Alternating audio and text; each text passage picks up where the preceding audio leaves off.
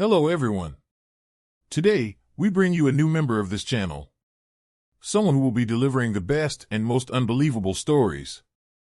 I hope you enjoy it and receive him with the warmest welcome. Meet Steffan. Hey everyone. I hope you're as excited as I am to share the stories I'll be bringing. Without further ado, let's begin. A man delivered a present to his cheating wife and her affair partner. What happens next sent them on a wild trip. I really apologize, Mr. Walker. It's tough for me to deliver bad news to people like you, said John Michaels as he gave me the envelope. Inside there was a detailed report of what my wife had been doing with her ex-boss, Grant Jacobs. The envelope also had a bunch of photos and a DVD in it. I checked out the photos but hadn't watched the DVD yet. Part of me was hesitant, but I understood it was important to face what John had discovered. Any clue about how long this has been happening? I inquired. John referred back to his initial report to give me an answer. Based on the evidence we found, it's been at least 10 years, John explained. It might even be up to 12 years. It looks like it began around the time your wife was up for the top position. That was roughly a year after our daughter Sophie came into the world. Despite this, I realized I had to get DNA tests to check if the children were biologically mine. Then another concern hit me. What about the risk of STDs? The investigation revealed that Grant had been involved with many married women besides Linda.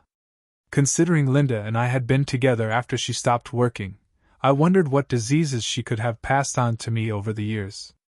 It was clear I needed to get medical tests done quickly. Glancing over the report again, I couldn't help but scoff at John's observation that Linda seemed unaware of what her lover was up to when he wasn't with her. Just so you know, Mr. Walker, Grant said he never meant to break up your marriage, John informed me. And they never did anything at your place. I had John install cameras and mics in our house when I hired him. At least our bedroom hadn't been tainted with Grant's presence, I thought. Thanks for telling me, Mr. Michaels, I replied. I had met Grant Jacobs a few times, and I didn't care for him much. Sure, he was good-looking, but he was also rude and had a smirk that rubbed me the wrong way. I had to stop myself from wiping that smirk off his face more than once. Now I knew the reason behind his smugness. There's more, Mr. Walker, John continued. According to what we observed and heard, Grant's sister Natalie has known about their affair from the start. It seems she might have even helped them. That saddened me a bit, as I always thought Natalie was a decent person, the total opposite of her brother. Man, I murmured quietly. So, have you talked to a lawyer yet? John inquired. Not yet, I replied. I wanted to get the facts straight first. Well, I do a lot of work for Lisa Hawkins. She's top-notch in my book, especially when it comes to dealing with cheaters. If you're interested, I can shoot this over to her office and give her a heads up that you'll be dropping by, John offered. That'd be great, I said. Thanks. I'll reach out to her office and set up a meeting. John handed me his business card and I tucked it into my pocket. Mind if I give you some advice? John asked. Sure, I nodded. Let Lisa handle this. I know you're hurting right now and you might feel like lashing out, but don't. It's not worth landing yourself in trouble. This isn't just some online story. It's real life, and you've got 2 kids to think about, he advised. I get it. Thanks, I said. I settled my bill and left his office, feeling like my entire marriage had been a sham. Even though I knew John was right, the pain was still intense. I sat in my car and cried for about 15 minutes. Once I composed myself, I took out the business card he gave me and dialed the law offices of Lisa Hawkins to schedule an appointment for the next day. Lisa provided me with a checklist of documents to bring, mainly financial statements. On the way home, I stopped at a convenience store and bought a pack of cigarettes, something I hadn't done since college. Then I headed to a bar and attempted to drown my sorrows in a beer. I'm not much of a drinker, but I figured I deserved it just this once. You doing okay, buddy? The bartender asked as I took a drag from my cigarette. I glanced up at him before responding. Can you tell? I replied. Unfortunately, he said, offering a small grin.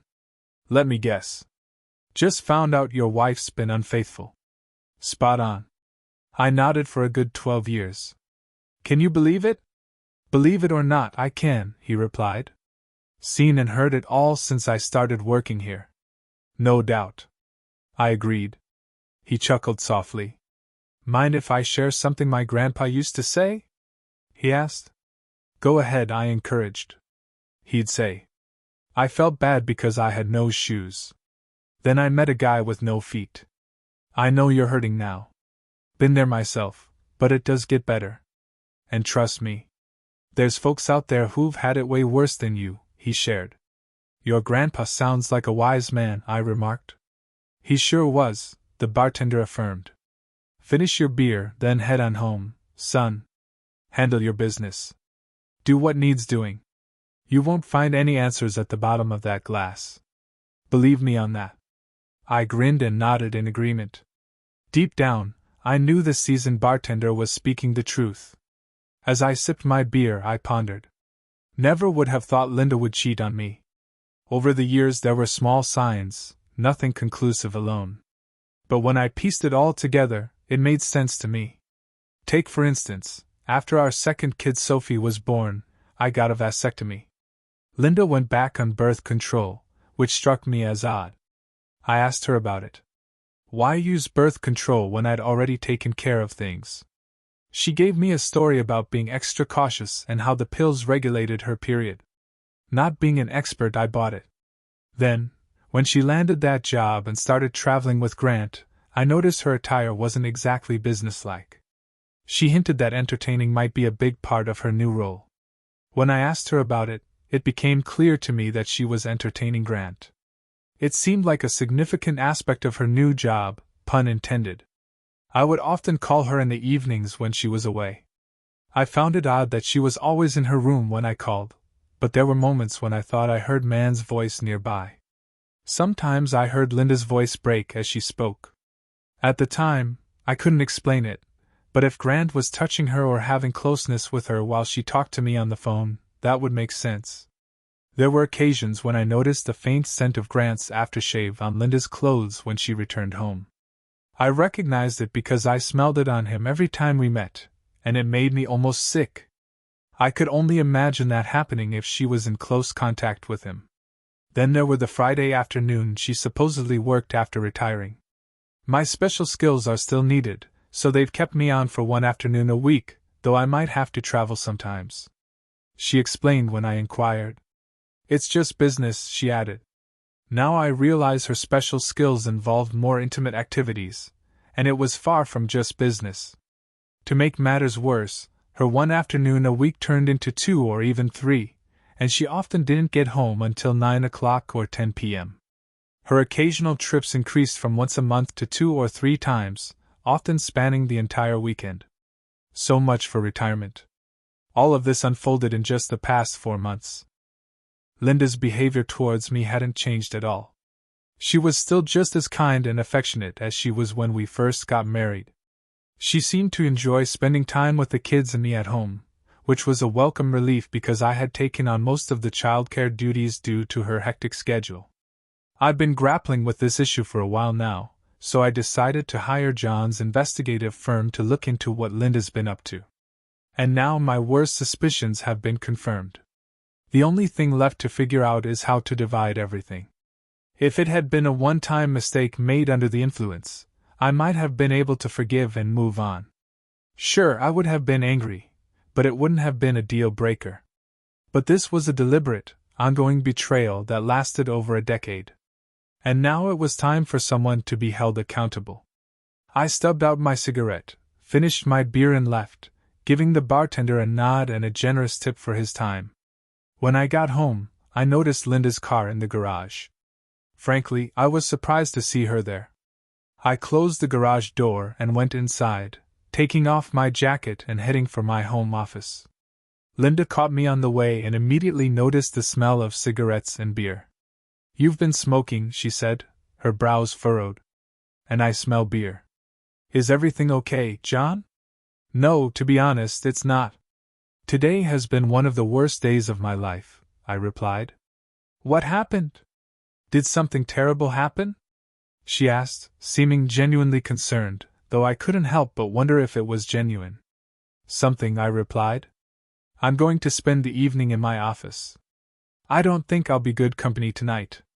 Is there anything I can do, sweetheart? She asked. Yeah, I thought. Undo what you've done.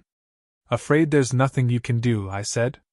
By the way, John, I'll be away this weekend starting Friday, she mentioned. It was only Tuesday, and she's already telling me she's leaving for another weekend. Again. Didn't you just go on a weekend trip? I questioned. Yes, but something came up, she explained. It's just business, you know. I see, I replied sarcastically. What about Sophie's birthday party? It's this Saturday. I know, she acknowledged, but I can't avoid this. Could you please explain to her why I won't be there, please? I'm not covering for you anymore, I told her firmly. You missed Erin's birthday and our anniversary last year. You can explain to our daughter why you'd rather be on a trip with Grant than celebrating her birthday here. Linda wasn't pleased with my response and let out a heavy sigh before speaking. John, please, you're being unreasonable, she protested. No, Linda, I persisted. You supposedly retired months ago after your company was sold, but you've been away so much that I can't help but wonder what's really going on. Is there something you want to tell me? What are you implying? Are you accusing me of having an affair? She retorted defensively. How would you feel if the roles were reversed? I countered. She seemed to ease up a bit after that. I see your point, she conceded, but trust me, it's just business. That's what you keep saying, I responded. Now, if you'll excuse me, I have things to do. Please don't interrupt me. You'll have to take care of the kids tonight. I retreated into my home office, shutting and locking the door. I heard Linda attempt to open it. John, she called out. Please, John, talk to me. Leave me alone, Linda, I gritted through my teeth. I'm busy. I heard her walk away and began gathering the information Lisa had requested. Then I turned to the evidence John had provided. As I read the report, it was hard to believe this was the woman I had loved and supported for the past 12 years. I put on my headphones and started the DVD. Unless you've been in my shoes, you can't understand the mix of emotions when you see the person you love giving themselves to someone else willingly. I didn't care how John got those videos. All I knew was that any love I once had for Linda was now gone. As I watched her with Grant on the screen, I swore to myself that I would never touch her again. I listened to their conversation. Are we still meeting up this weekend? Grant asked as he held her. Of course, Linda replied with a smile. You know I can't go too long without having you inside me. What about your daughter's birthday party? Isn't that this weekend? He inquired. Yes, but John will handle it, she said. He's better with the kids than I am. Besides, if I have to choose between dealing with a bunch of bratty girls or being here with you, I'd rather be with you. You know I enjoy having you here, Linda, but I'm worried he might start getting suspicious, Grant expressed. You're supposed to be retired, remember?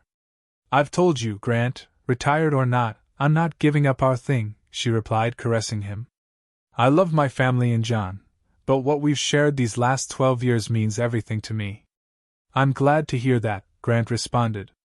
Remember when we started this, you said you'd choose John and your kids if you had to. Do you still feel that way? I honestly don't know, she admitted. It's never come up. I don't know how you've kept him in the dark all this time, Grant mused. If he ever finds out, it won't be pretty. It wasn't easy at first, but I've learned to keep my business life separate, she explained. I've never denied him anything, and I treat him well.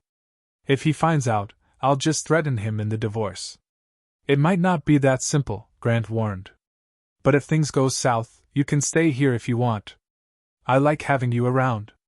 Thanks, Grant. I'm grateful for that, but I don't think anything will happen. He hasn't caught on in 12 years, and I doubt he ever will. How long do you plan to keep this going? He asked. As long as I can, maybe for the rest of my life, she declared. I thought to myself, maybe you'll get your wish. As I closed the video, I stashed the DVD back in my briefcase and heard Linda knock on the office door. What? I responded. The kids are going to bed, she informed me. Can you at least come out and say goodnight to them? Yeah, just a sec, I replied. I shut down my computer, went upstairs and tucked the children in, trying to smile. Sophie gave me a funny look. Are you okay, Dad? She asked. Yeah, I assured her with a smile. I'm fine. Go to sleep now, sweetheart. I love you. I love you too, she said, kissing me. After leaving her room, I went downstairs and grabbed a cup of coffee. I kept some food warm for you, John, Linda mentioned. I'm not hungry, I replied. Stepping out back, I sat in a deck chair on the patio and lit a cigarette. Linda joined me a couple of minutes later. She tried to kiss me, but I turned my head, so she kissed my cheek. There was no way I was going to kiss the lips that had been on Grant Jacobs's tool. She looked at me, surprised. Tell me what's on your mind, John, please.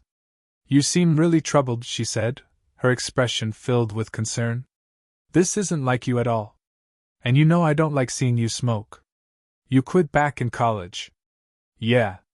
Well, life doesn't always go our way, does it? I retorted. What do you mean by that? She inquired.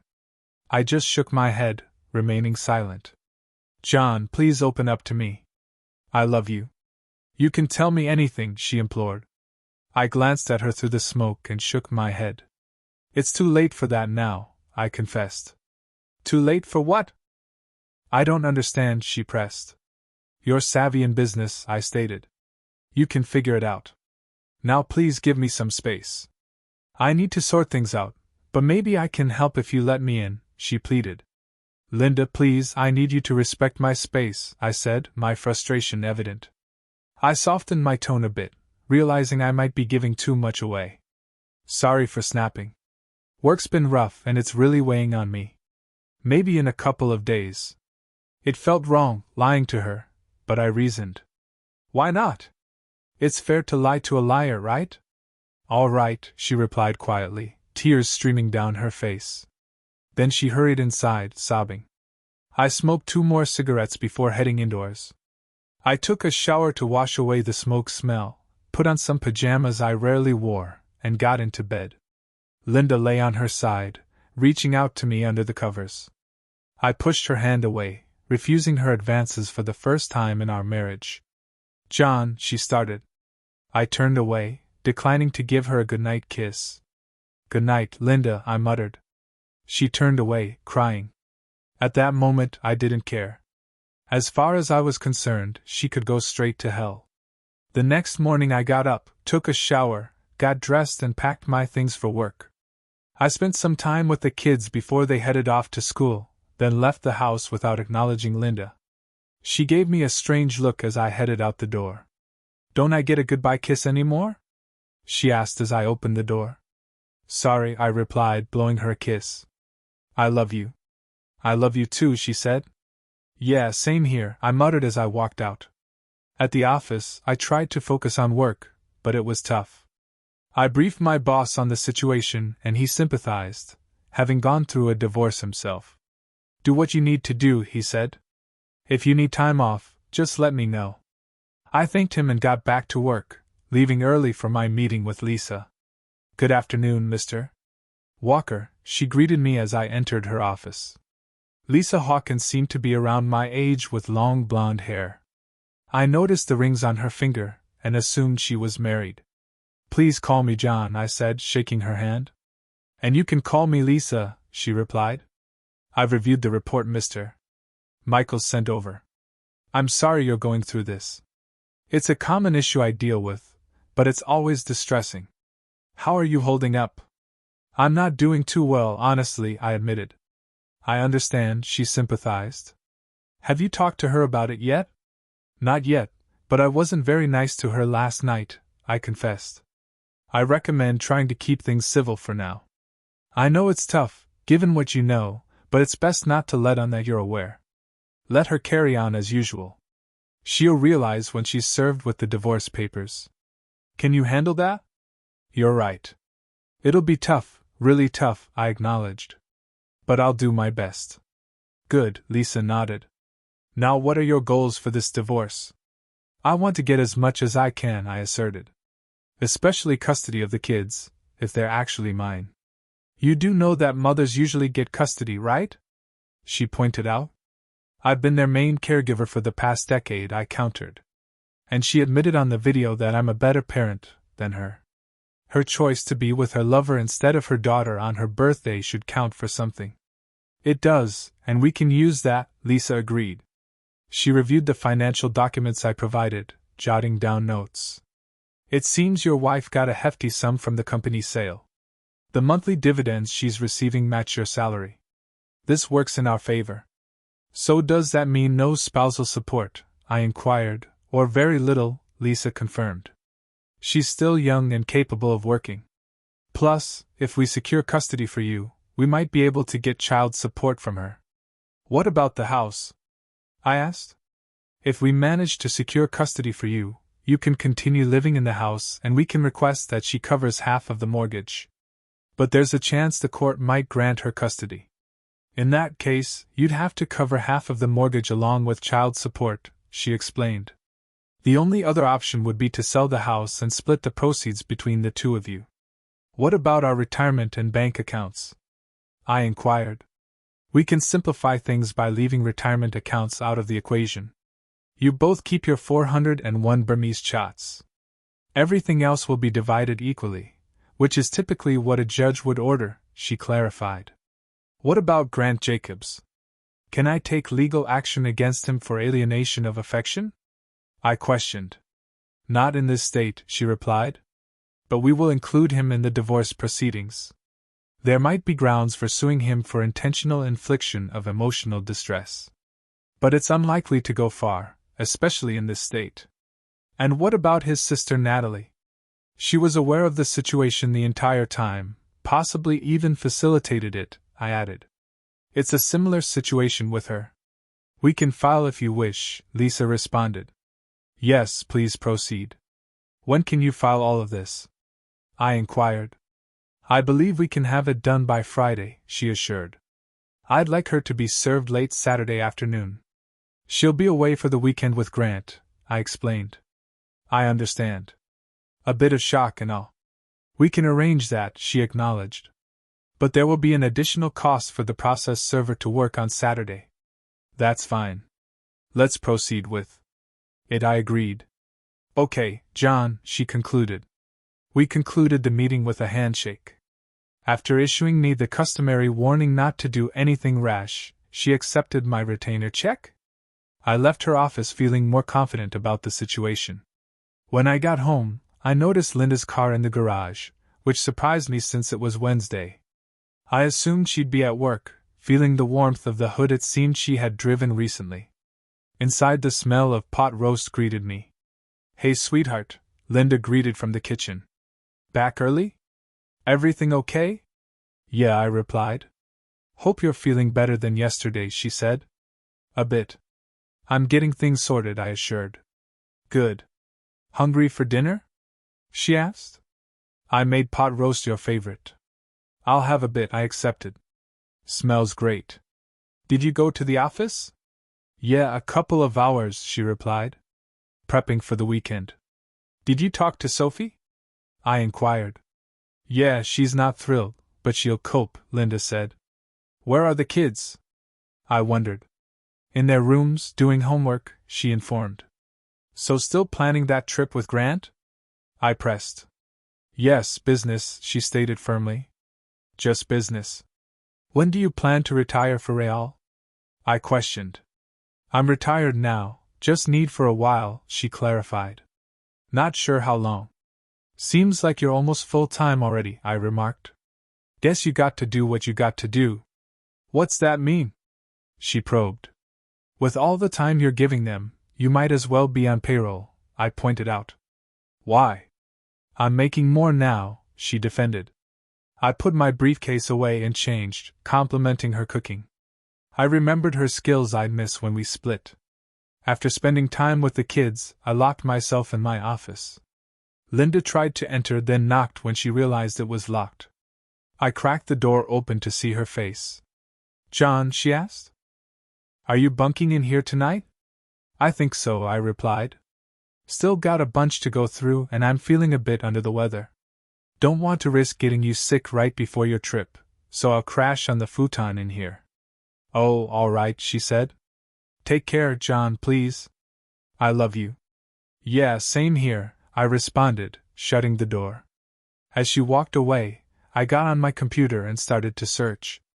After finding what I needed, I filled out a form and checked my email for confirmation. Noting the phone number, I set a reminder on my phone to call the next day and confirm everything. Thursday rolled around pretty much like Wednesday, except Linda tried to lure me to bed with a sheer nightgown that left nothing to the imagination. Despite her appeal, knowing what she'd been up to with Grant ended any attraction I had.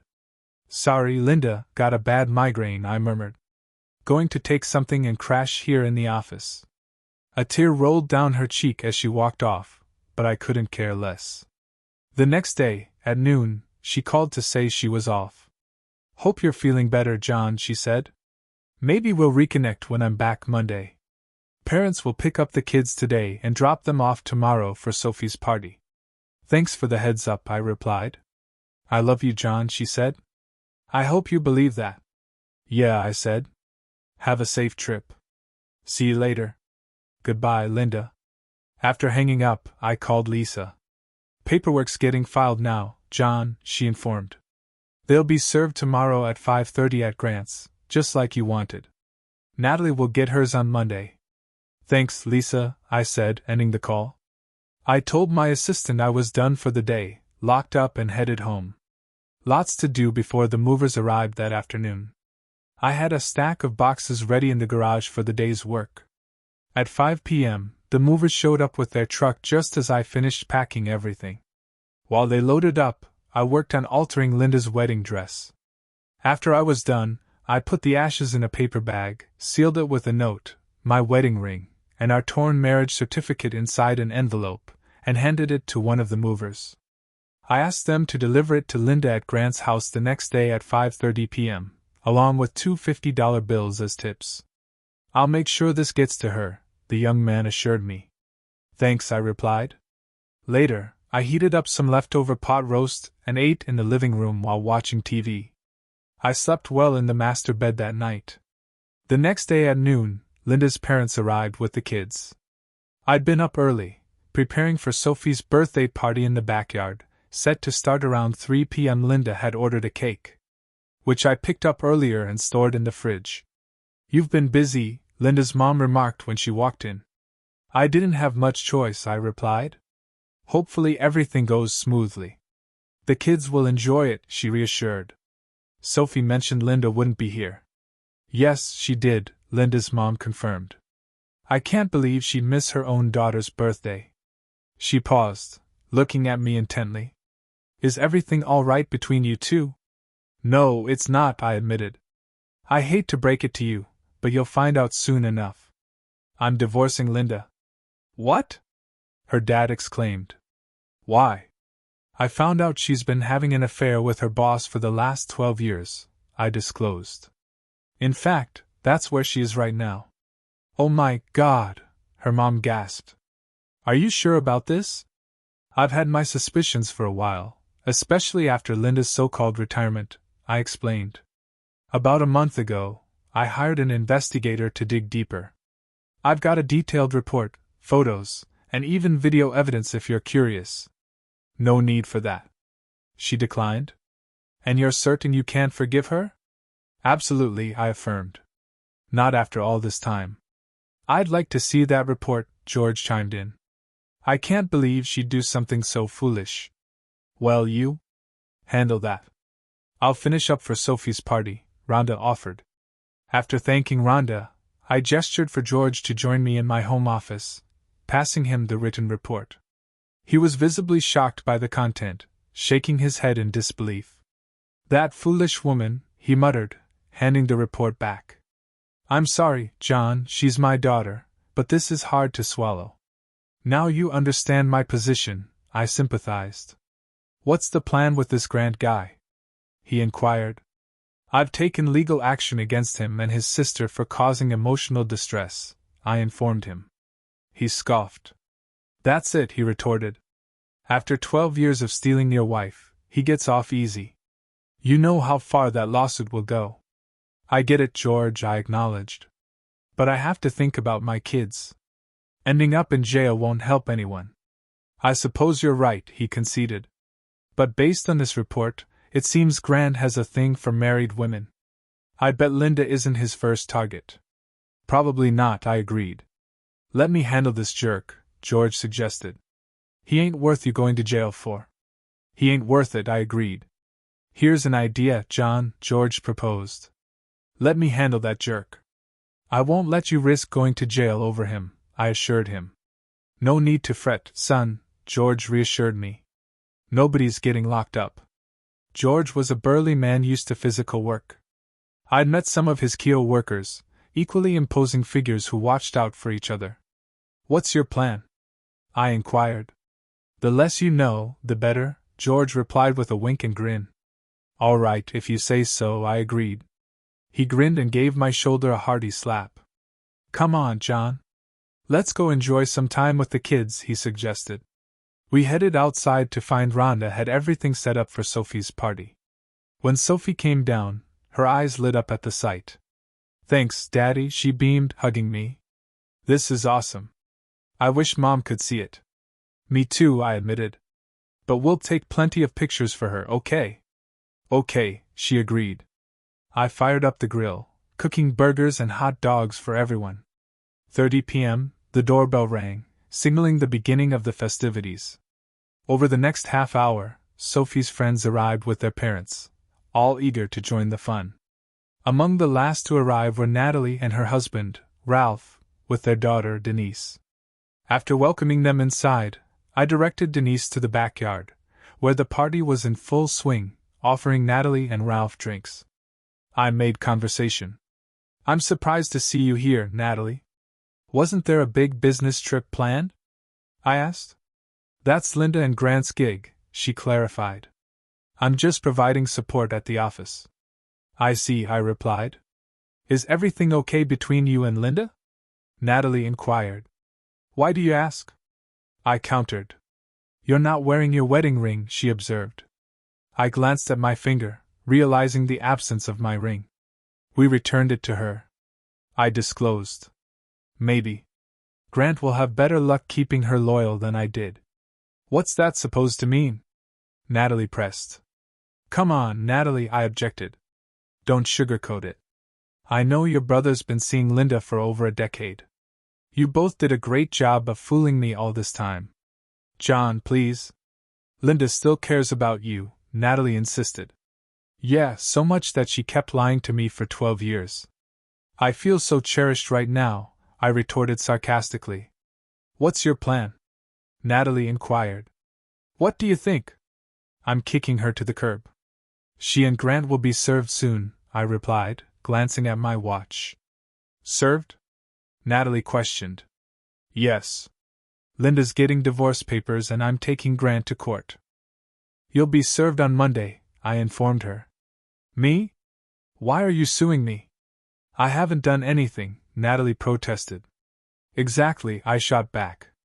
You knew what they were up to for years. My investigator even thinks you might have helped, and all the while you acted like my friend. You could have spoken up, but you didn't.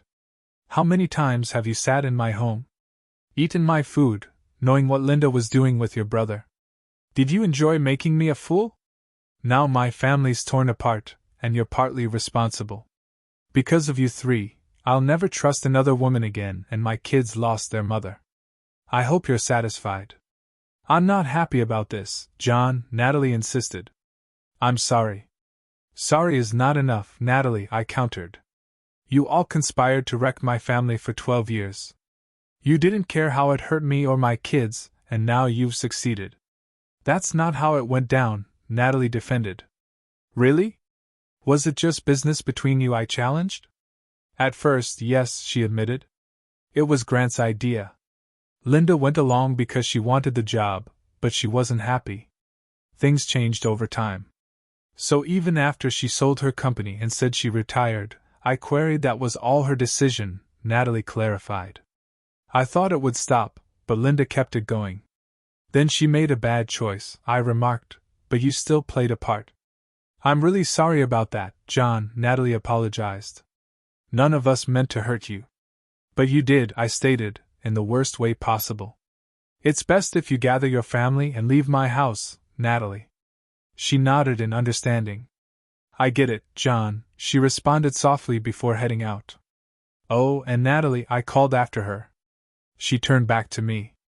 Don't ever come back. She wiped away a tear and left to find Denise and Ralph. Linda and Grant were lying naked in bed when her phone buzzed, signaling a new message. Assuming it was John sending photos from Sophie's party, she quickly checked it, only to read a text from Natalie. He's on to us. Oh damn, she blurted out. What's wrong?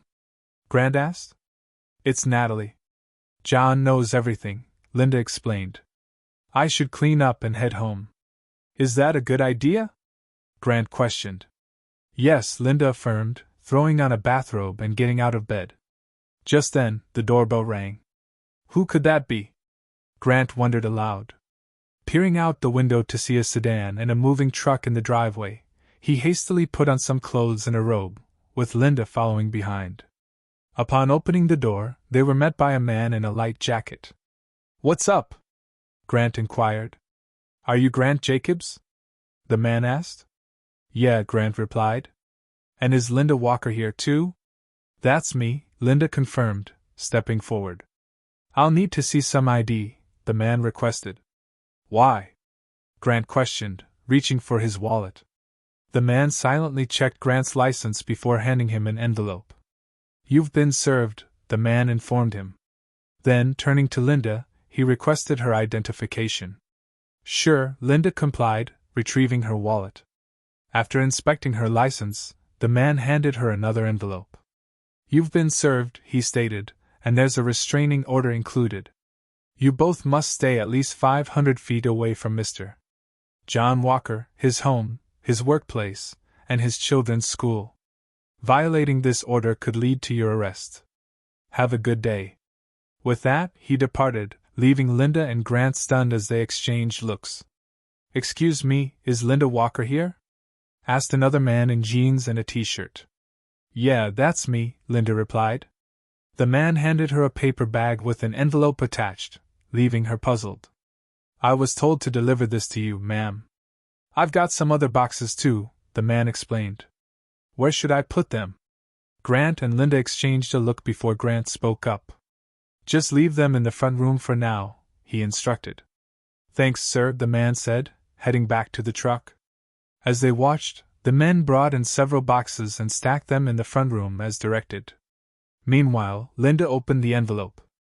Inside, there was a man's wedding ring, a note, and her torn-up marriage license. Tears welled up in Linda's eyes as she read the note. Linda, I've done nothing but love and support you throughout our marriage. Imagine my shock to find out you've been having an affair with Grant Jacobs for the past 12 years. This is how you repay my love? By lying and cheating? You always claimed it was just business, but now I see it was much more than that. I hope it was worth it. I suggest you see a lawyer as soon as possible. I've already divided our finances according to the divorce papers and changed the locks on the doors. Since I've been the main caregiver for the kids since you started your affair with Grant, I'm asking for full custody, but I won't deny you visitation. Have your lawyer get in touch with mine to arrange it. Also, since Grant said you could stay with him, I've sent all your stuff to his place if there's anything else you want from the house. Have your lawyer talk to mine and we'll sort it out. I don't want to see you or hear your lies anymore. Please stay away from me and the kids. If you try to reach out, I'll enforce the restraining order. Don't make the divorce harder than it needs to be. I don't want it to get ugly, especially for the kids. But I will if you push it. Just so you know, I have evidence from a private investigator who's been watching you for the past month. I haven't told the kids why we're divorcing yet, but I will when the time is right. Your parents know some of what's going on, but not all of it. It's time to do the right thing and end this fake marriage. As of now, Linda, you mean nothing to me. Goodbye. Signed, John. Tears streamed down Linda's face as she opened the paper bag and found the ashes of her wedding gown, The same one she wore when she married John. She collapsed on the floor, crying. Grant held her and read the letter. That jerk, he said. I'll confront him for this. No, Grant, please don't. I don't want you getting into trouble because of me. This is my mess, she said. What did you get? Grant asked. He's suing me for causing him emotional distress, Grant said. He's asking for $5 million. I'll talk to my lawyer to see what we can do about all this. I wonder if he's going after Natalie too, Linda said. Let's find out, Grant said, dialing his phone. If he is, we need to meet and figure out how to handle this mess. After the birthday bash ended, I thanked everyone for joining and for the presents. Looking around at the chaos, I knew cleanup would keep me busy for a while. Sophie approached, tears welling up. What's wrong, honey? I asked, embracing her. I just wish Mom could have been here, she sniffled. I miss her. Yeah, me too, I sighed, but she had other plans. Sophie's expression turned sad. Are you and Mom splitting up? She asked, tears streaming down her cheeks. I didn't want to spoil her day, but I knew the talk was inevitable. We'll discuss it later, all right? Is it because of that guy Grant? Aaron chimed in. Why do you think that? I probed. I've heard Mom chatting with him on the phone a bunch, he shared. It was intriguing, but I decided to leave it there for now. Let's leave it for tomorrow, I stated firmly. Today is all about Sophie's celebration. Right now, I need your help to tidy up, okay? Sure thing, Dad, Aaron nodded. I hugged Sophie once more and planted a kiss on her cheek. Everything will be okay, I assured her, wiping her tears. I love you. I love you too, Daddy, she whispered. Rhonda and George pitched in to tidy up. John, you going to be all right? Rhonda asked before they left. I'll manage, I replied. Thanks for lending a hand. Anytime, she said. If you need anything, just say the word. I appreciate it, I acknowledged. Rhonda hugged me and George shook my hand. Take care, son, he said. After they drove off, I locked up and headed upstairs, crashing into bed almost instantly. The following day, I woke up and tackled my usual Sunday chores after fixing breakfast for us three. While I mowed the lawn, Aaron handled the edging. After wrapping up, we tidied everything and put it away. When it was time for lunch, I headed in, showered, and was surprised to find Sophie preparing sandwiches. We sat at the table to eat, then cleared our plates. Sophie looked at me expectantly. Okay, Dad, she began, what's the deal? I knew this chat was inevitable, so I led the kids to the living room, and we sat down. There's no easy way to say this, so here it is, I started. I'm splitting up with your mom. The news landed without much reaction from the kids, which surprised me. I had expected more emotion. Mom's been seeing that Grant guy, Aaron piped up. Yeah, I confirmed, my voice low. I had a feeling, Aaron added. Bet it's been a long time, right? Why do you say that? I questioned him. Just how she talks to him, he explained.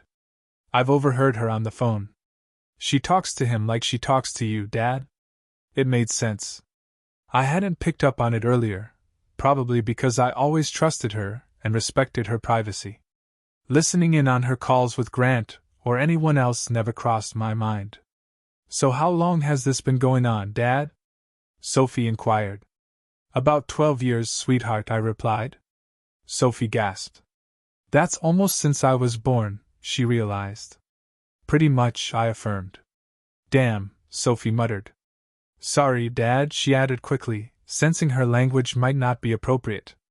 Understanding her frustration, I let it slide. Can I stick with you? She asked. Absolutely, if that's what you want, I assured her. Me too, Dad, Aaron chimed in. You've always been there for us. Thank you, guys. That means the world to me, I expressed. Actually, I requested custody of you both, I revealed. I opened my arms and they both hugged me tightly. It filled me with immense joy, knowing my kids wanted to be with me. After a heartfelt embrace, we carried on with the day, though sadness lingered in the house. The following days passed without any trouble. George and Rhonda kindly picked up the kids after school and stayed until I returned from work. I felt bad for inconveniencing them, but they were understanding and happy to assist. Rhonda even took charge of dinner, easing my load. On Tuesday, my lawyer Lisa called. Linda had consulted with her own lawyer and expressed a desire to see the kids. I was hesitant to have her over, fearing she might do something rash, like take them away. "What about the restraining order?" I inquired. "If you agree, we could temporarily suspend it from 9 p.m. Friday night to 9 a.m. Sunday morning," Lisa proposed. "It's tough, but appearing reasonable is key." "Got it. How about she visits them at her folks' place on Saturday?" I suggested. "I can drop them off Friday after school and pick them up either Saturday night or Sunday." "I'll propose that and see what her lawyer says," Lisa agreed. "No way should Grant or Natalie be there," I emphasized. "And the kids might not want to see her. They're not too happy with her right now." "I'll relay that," Lisa assured. "Anything else?" I inquired. "Yes, her lawyer wants the full PI report," Lisa informed me. "I've compiled it and sent it off. She should have it by Thursday at the latest." "So she's lawyered up," I confirmed. "Linda hired Beth Sawyer on Monday," Lisa informed me.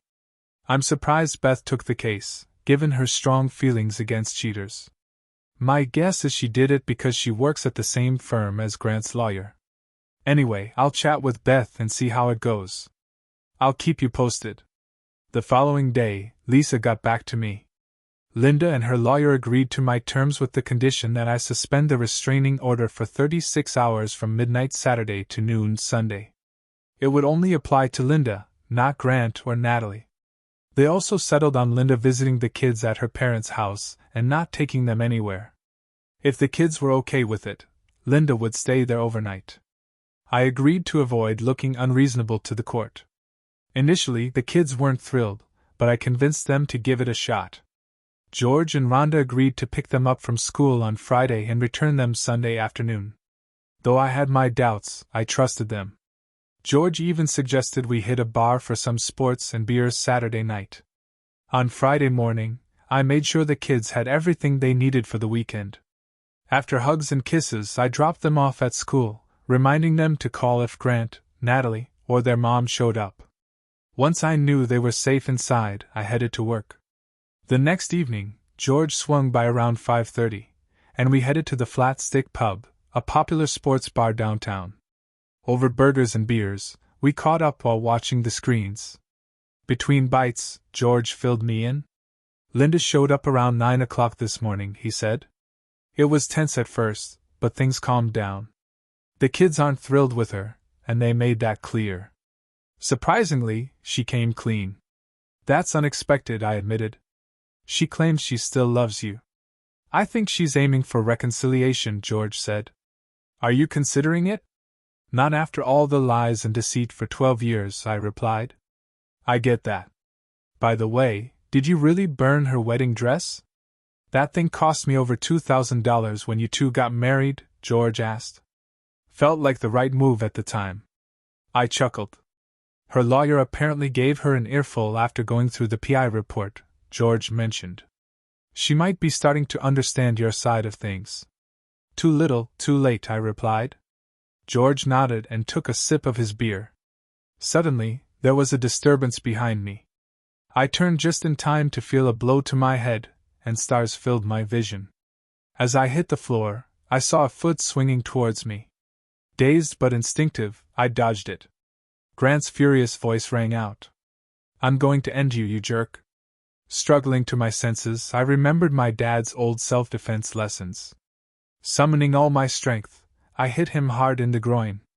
He cried out and stumbled back, hitting a nearby table. Seizing the opportunity, I jumped at him.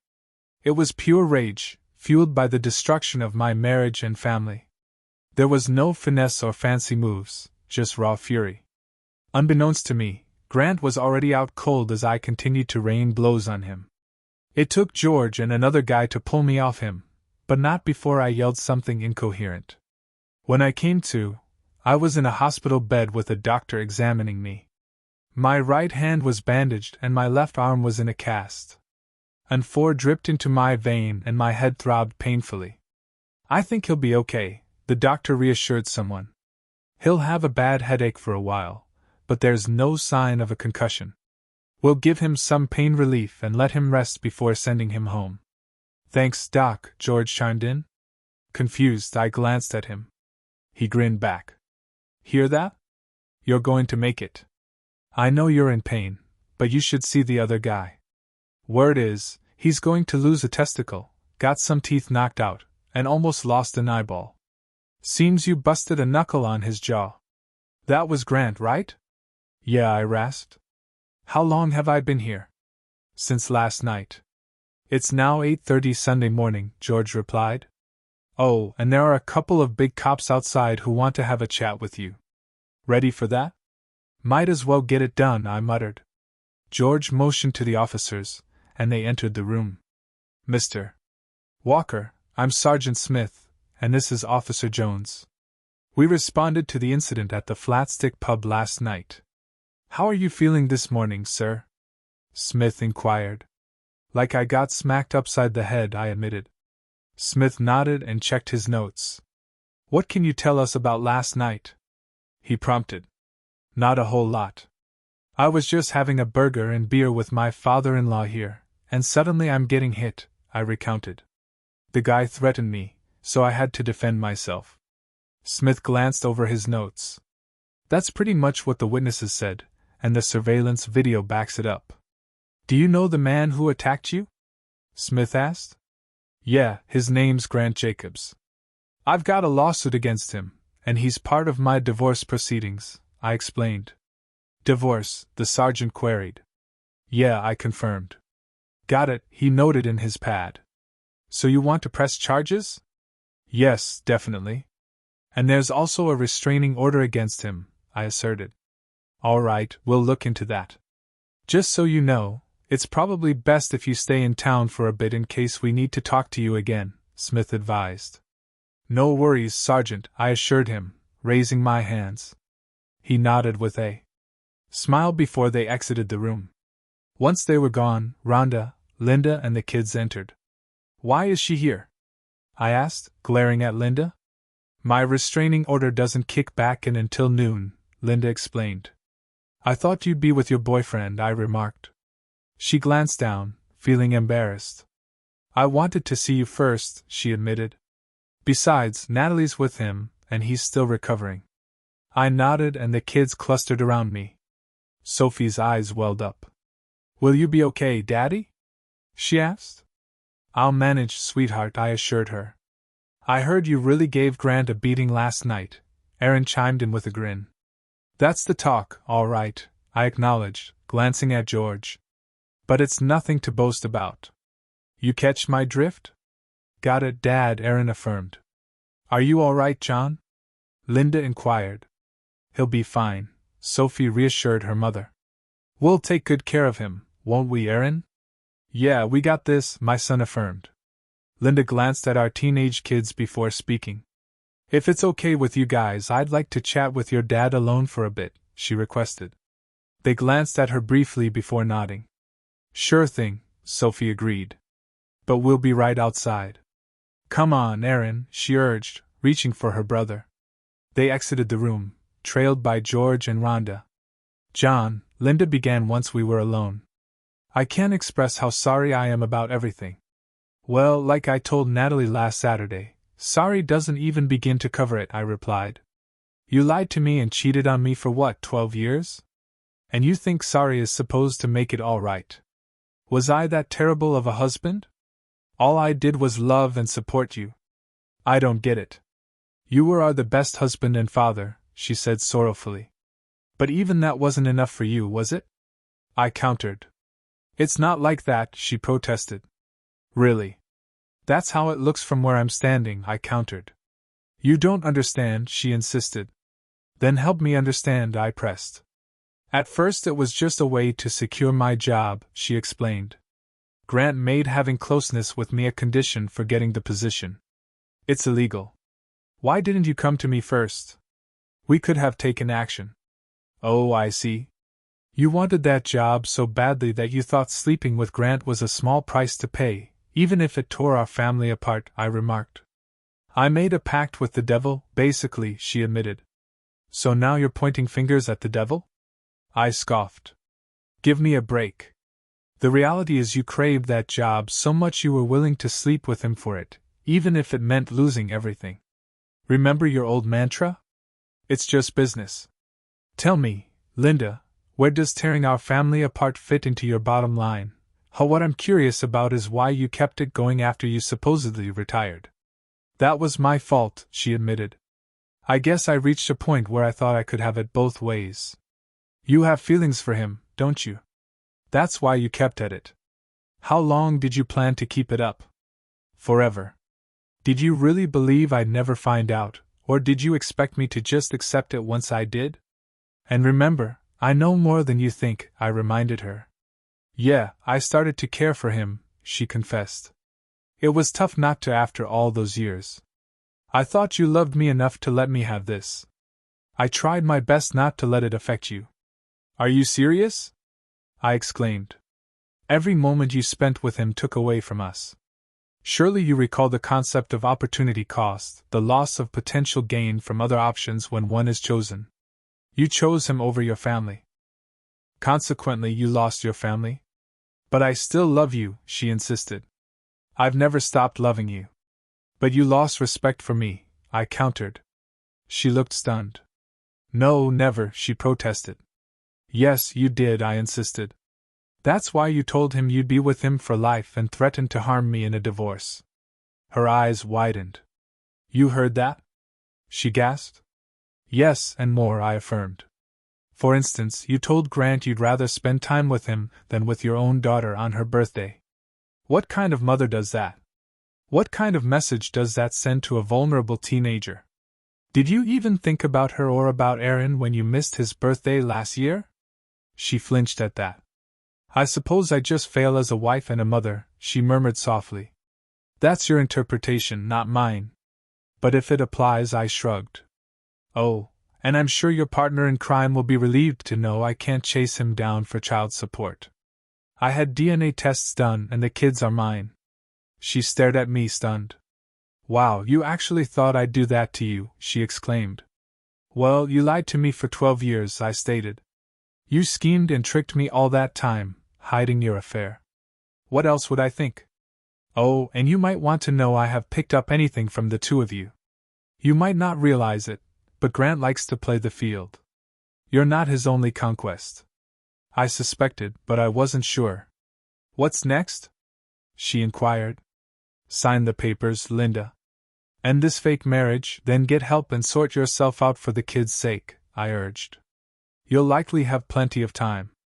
I bet Grant's going to be a resident of the state for a while. You're probably right, she conceded. Okay, I'll sign the papers. I'm sorry, John, for everything. You already said that, I reminded her. I guess I did, well, thanks for letting me spend time with the kids this weekend, she acknowledged. No problem, I replied. I know you doubt it, but I do love you, she confessed. And I wish you could find a way to forgive me and give us another shot. You're right. I don't buy it, but thanks for saying it, I responded. I suppose a part of me will always care for you too, but it's not enough. I need to trust my partner, and after what you did, I'm not sure if I can trust anyone again. She nodded silently, tears streaming down her face. I understand, she whispered. Goodbye, John. She gave me a kiss on the cheek before leaving the room in tears. George, Rhonda, and the kids entered afterward. Everything okay, son? George inquired. Yeah, I replied. We talked it out. I think she finally gets how badly she messed up. So does that mean you and Mom are getting back together? Sophie asked. I shook my head. No, honey, I said. But you still love each other, she insisted. It takes more than just love to make a marriage last, Sophie, I explained. Trust is just as important, and right now, I don't trust her. Someday you'll understand this yourself. After a final checkup from the doctor, I was released. George drove me home with the kids. Later that night, I received a frantic call from George and Linda. Natalie informed them that Linda took too many sleeping pills and drinking alcohol. Natalie discovered her unconscious at Grant's place while retrieving some of his belongings. A note on her nightstand simply said, "I'm sorry." Though she nearly passed, Linda survived and spent a couple of days in the hospital.